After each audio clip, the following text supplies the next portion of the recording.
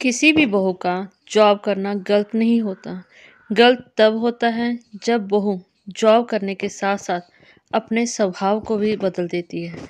बहू का स्वभाव जॉब के कारण इतना रूखा हो जाता है कि वह परिवार के किसी भी सदस्य को अपना नहीं समझती। आज बात करेंगे इस छोटे से टॉपिक के बारे में। क्या बहू का जॉब करना गलत है? आपको क्या लगता है? प्लीज़ कमेंट करके अवश्य बताइएगा। शांता बहुत ही समझदार औरत थी। शांता ने कभी भी अपनी बहुओं को किसी तरह की परेशानी नहीं होने दी। शांता के 2 बेटे और 2 बहुएं सब जॉब वाले थे। शांता अपने पति के साथ गांव में रहती थी। शांता के पति की करियाने की दुकान थी। रोज़ करियाने की दुकान पे सुबह शांता अपने पति के साथ जाती और शाम को ही लौटती।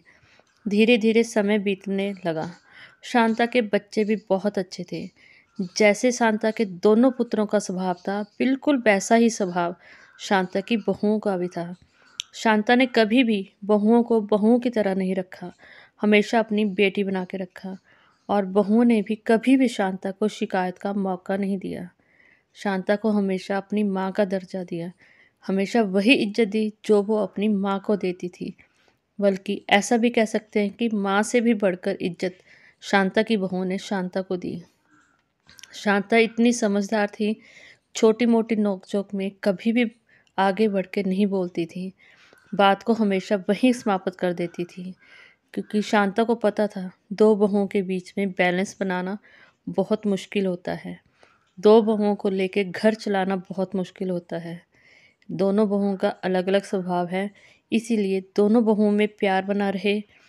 हमारे होते हुए भी, हमारे जाने के बाद भी ये बात की ध्यान हमेशा शांता अपने मन में रखती थी। धीरे धीरे समय बीतता गया और एक दिन अचानक शांता के पति बीमार हो गए और बीमारी के कारण उनका देहांत हो गया। जैसे ही बेटे ने सारा काम खुद किया, सारा खर्चा कर्मों का बेटों ने खुद उठाया। उन्होंने शांता को बिल्कुल भी महसूस नहीं होने दिया कि वो बाहर रहते थे या उनके पास पैसे नहीं हैं।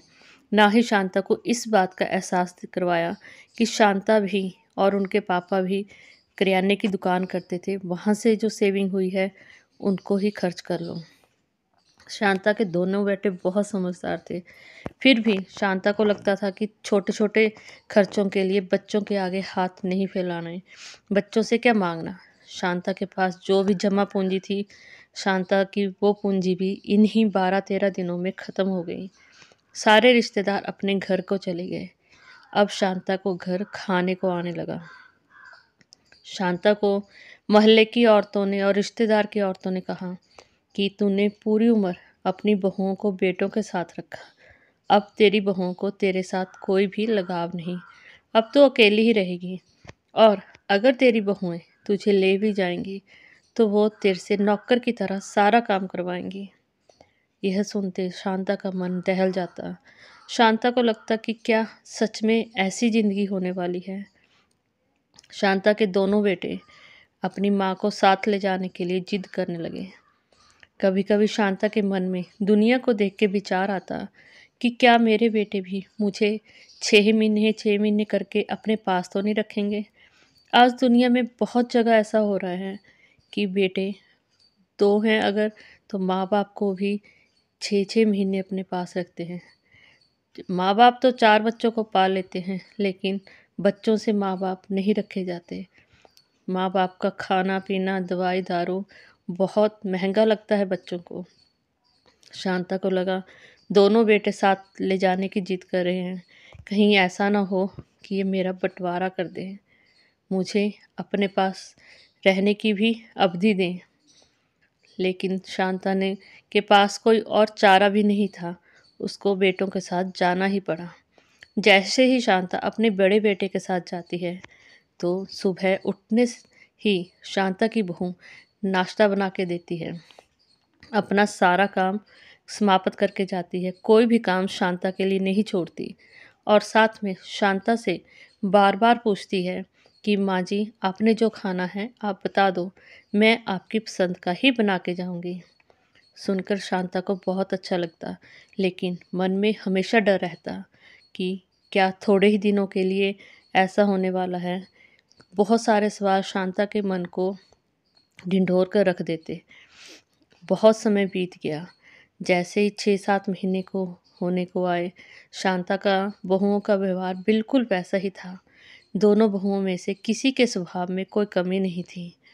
शांता को लगा कि कहीं बच्चे खर्चे के लिए लड़ाई शुरू न कर दें। लेकिन जैसे जैसे समय बीतता गया, शांता को यह समझ आने लगी कि मेरी बहुओं में कोई भी कमी नहीं। एक दिन शांता और शांता की बहू अपने पोते को लेकर बाजार घूमने गई। जैसे ही बाजार में शांता के दोनों पोते जिद करने लगे, दादी हमें आइसक्रीम खानी है। लेकिन शांता के पास पैसे नहीं थे, क्योंकि शांता को कभी इस चीज़ का एहसास ही नहीं हुआ कि उसको पैसों की भी ज़रूरत है। बहुओं ने कभी इस चीज़ की कमी महसूस ही नहीं होने दी, और शांता कभी घर से बाहर निकली भी नहीं थी। जब तक पति थे, पति के साथ जाती थी, और पति के गुजर जाने के बाद शांता बहुओं के साथ ही रही, और कभी पैसे का महसूस ही नहीं हुआ कि कमी है या नहीं। आज पहली बार पति के गुजर जाने के बाद शांता के पोतों ने उनसे आइसक्रीम मांगी। शांता ने कहा, बेटा मैं अपना पर्स घर में भूल गई हूँ। और पोते को बहुत गुस्सा लगा। उसके मन में आया कि दादी देने के चक्कर में झूठ बोल रही है। जैसे ही घर जाते हैं, पोता बहुत गुस्सा होता है और अपनी माँ और चाची से भी बात नहीं करता। लेकिन उसकी माँ और चाची को पता नहीं है कि उसके और दादी के बीच में क्या हुआ। जैसे ही खाना खाने के बाद कमरे में जाते हैं, तो शांता थोड़ी देर टीवी देख रही होती है। शांता की बहू बोलती है, माँ हम सोने लगे, आप भी सो जाना जब आपको नींद लगे, कहकर बहू चली जाती है। जैसे ही शांता उठने लगती है, शांता की कानों में आवाज़ गूंजती है। दोनों देवरानी और जेठानी साथ में बैठी हैं, और बेटा शिकायत लगा रहा है माँ से। माँ, मैंने दादी से आइसक्रीम मांगी और दादी ने कहा कि मेरा पर्स घर में रह गया है। शांता को जैसे पूरे शरीर में कंपन शुरू हो गया। उसको लगा कि आज मेरी बहुएं पता नहीं मुझे क्या कहेंगी। जैसे दुनिया कहती थी, कहीं वैसा ही ना हो, ये मुझे घर से ना निकाल दें या मुझे अनचाहा गलत व्यवहार ना शुरू कर दें। लेकिन क्या आप जानते हैं शांता के कानों में बहुओं की कौन सी आवाज़ आई? बहू अपने बेटे को समझा रही थी, देखो बेटा, आज दादी बहुत दुख में है। आज दादी को जितना दुख है वो किसी को सहन करना बहुत ही मुश्किल होता है। अगर बेटे ने कहा, माँ ऐसा क्या दुख है दादी को? माँ ने समझाया, आप मुझे कितना प्यार करते हो, मैं आपको छोड़ के चली जाऊँ तो क्या आप मेरे बिना रह सकते हो? इसी तरह बेटा, दादी और दादा के बीच में बहुत प्यार था। दादा दादी को छोड़ के चले गए। जो मनुष्य हर समय साथ रहते हैं, खाते हैं, हर काम साथ में करते हैं, जब वो नहीं होता तो उसकी कमी का क्या मतलब होता है, ये सिर्फ दादी जानती हैं। बहुओं की ये बात सुनकर शांता एकदम हैरान हो गई। शांता के आंखों से आंसू निकल आए। शांता को आज समझ आया कि उसकी बहू कितनी अच्छी है, उसकी बहुओं के विचार कितने अच्छे हैं। जब शांता ने देखा कि दोनों बहुएं आपस में एक ही बात कह रही हैं, तो उसको बहुत हौसला आया, और उसकी आंखों से इतने आंसू निकल गए कि वो आंसू खुशी के थे अपनी बहुओं के प्रति। जो डर शांता के मन में था, आज वो डर निकल गया। शांता अपने कमरे में सो गई। सुबह होते ही बहू उसके पास आई। दोनों बहुओं ने शांता को पैसे दिए और कहा, माँ इन पैसों को रख लो। शांता ने कहा, बेटा मुझे पैसों की ज़रूरत नहीं। बहू ने कहा, माँ पैसा ज़रूरत के हिसाब से नहीं होता। जब आपका मन करे तब कुछ ले लेना, कुछ और ना हो अपने बेटों को कुछ दे देना। यह सुनकर बहू नौकरी पे चली गई, और शांता सोच रही थी कि जो बात उसके खुद के बेटे समझ नहीं पाए, आज वही बात उसकी बहुओं को समझ आ गई। आज उसकी बहू को इस बात का एहसास हुआ कि उसकी माँ खाली है, और साथ में जो बात सबसे पहले उसके बेटे को पता होनी चाहिए थी, वो उसकी बहू को पता हुई। पता क्यों? क्योंकि शांता ने अपनी बहुओं को बेटियों की तरह रखा था। आज अपने विचारों को यहीं समाप्त करती हूँ। उम्मीद करती हूँ आपको ये विचार अच्छे लगते होंगे। कोशिश कीजिएगा हमेशा अपनी बहुओं को बेटी का दर्जा दीजिए, ताकि कभी जीवन में अगर मुसीबत भी आए तो आपकी बहुएं आपकी बेटी बनकर आपको